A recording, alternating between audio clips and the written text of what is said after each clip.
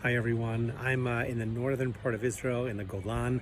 I know many of the congregation knew that I was going to be heading here, and I got here just the other day. I'm actually here as part of a special hiking program. Some are going to be biking. I'm hiking, part of Camp Ramah, National Ramah, to support their special needs program, their Tikva program.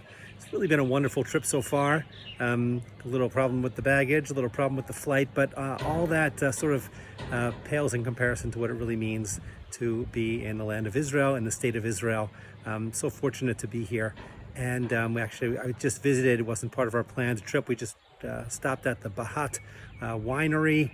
There are many wineries up here in the Golan. Just a beautiful, beautiful day. Someone asked me if I was going to be bringing rain gear when I came on my trip. I said no need. Here in May in Israel, I was not worried at all about the rain. So just wonderful to be here. Just one little piece of learning for you. Because this year has been a leap year, but the way things work out, the last day of Pesach for us, which was on a Saturday, was actually the day after Pesach for people in the land of Israel, in the state of Israel, because they only had 7 days. So what that means is that our Torah reading cycle is off.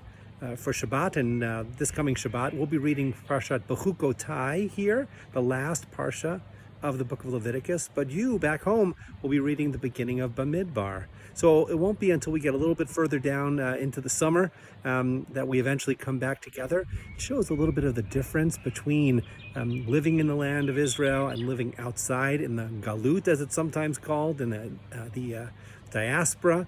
And Galut actually means the exile. Sometimes we talk about it as the diaspora. Either way, eventually we will be coming together. As you read Parshat Bamidbar, the beginning of the fourth book of the Torah, don't forget that that whole time that we're in the Midbar, in that wilderness, we have a path, we have a goal. We're on our way to the land of Israel. And in many ways, that is what the land of Israel is always for us. It is a destination. It's a destination for those of us who live outside of the land and that we come back over and over again. It's been a destination for our people, even for thousands of years, as they didn't live here, but always thought of the land of Israel, and for us today, the state of Israel, as a destination. And if you've been to Israel, and many of our congregants have been many times, you know what it means to land back in the land of Israel, to feel what the state of Israel has become, and also its continued potential.